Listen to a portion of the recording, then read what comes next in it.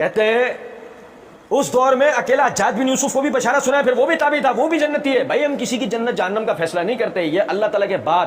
میں اکثر کہتا ہوں اگر اللہ تعالیٰ نے معاف کیا تو یزید بھی جنت میں جائے گا. یا اللہ رحم، اللہ رحم میرے مالک. کیا ہوا بھائی بھائی بھائی ویڈیو سن لینا بھائی، میں نے نہیں کہا ہے. بھائی ہم کسی کی جنت دوزخ کا فیصلہ نہیں کرتے، یہ اللہ تعالیٰ کے بعد. میں اکثر کہتا ہوں کہ اگر اللہ نے معاف کیا تو یزید بھی جنت میں جائے گا، لیکن یہ اللہ کا خاص ساتھ. میں سناتا ہوں دوبارہ، میں 3 دفعہ پڑھوں گا. اور مرزا جی پتہ ہے کیا ہمیں کہہ رہے ہوتے تم بار بار مرزا جی کے جملے کیوں دہراتے ہو؟ اس لیے تم نے سمجھے نہیں تھے. تمہارے چائنا کے امام کر گئے تھے تمہارے ساتھ اور تم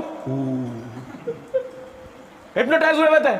تمہیں بار بار دہرا کے بتاتے ہیں کہ کہاں پر اس نے تمہیں رسیاں صاف بنا کے دکھائیں. اب بھائی سمجھو یا نہیں؟ سنو ذرا غور کرنا. میں اکثر کہتا ہوں اگر اللہ تعالیٰ نے معاف کیا تو یزید بھی جنت میں جائے گا. یہ مرزا جی اکثر کہتے ہیں، ہم نے تو آج پہلی دفعہ سنا. یہ مرزا جی اکثر کہتے ہیں اور ہم نے آج مرزا جی سے پہلی دفعہ سنا. اور مقلدین سے ہمارا سوال ہے، آپ نے تو سنا ہوگا اکثر، اس کے بعد بھی یار یزید کے لیے ہم سے بحثیں کر رہے ہو تو یار چھوڑ دو نا معاملہ اللہ پر.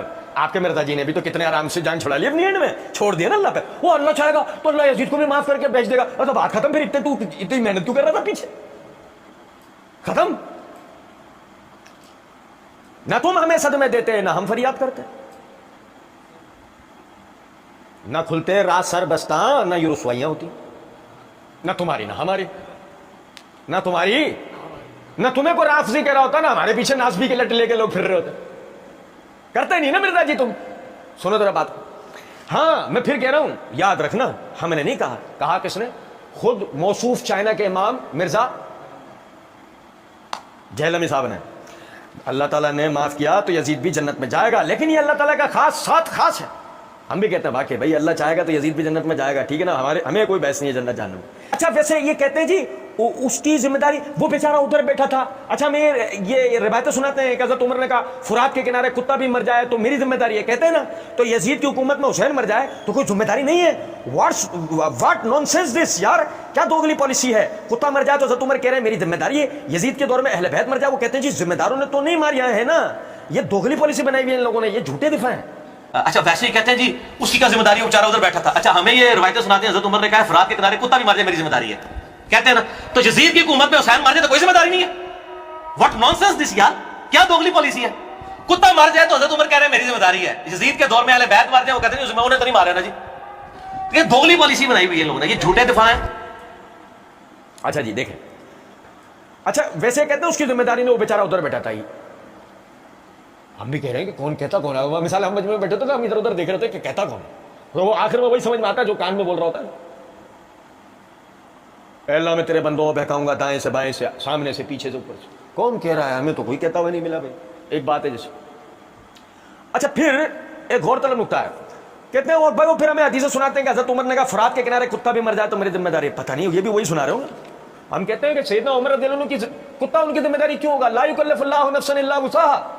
ہم نے کسی جان پہ اس کی برداشت کا بوجھ نہیں رکھا. کہاں ہے روایت کہ کتا بھی مر جائے؟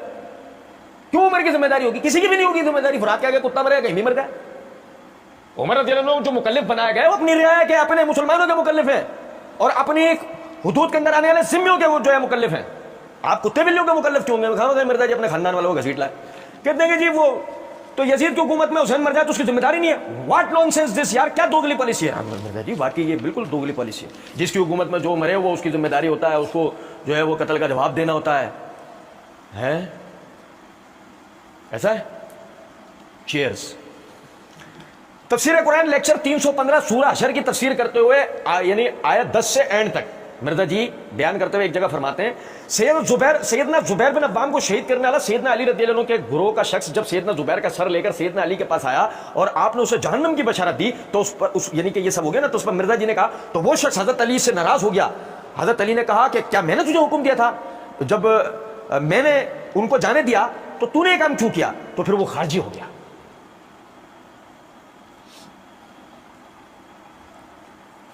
مرزا جی از دس اے نانسنس؟ یزید والا تو نانسنس ہے، ہم آپ کے ساتھ ہیں، ہاتھ میں ہاتھ ڈالیں گلے بھی مل لیں گے، مسئلہ نہیں. یزید والا تو نانسنس ہے، پر علی والا اس کا سینس ہے. یہ نہیں، قاتل زبیر بن عوام آپ ہی کی حکومت میں آپ ہی کے سامنے آ کر کھڑا ہے. گردن ہاتھ میں ہے.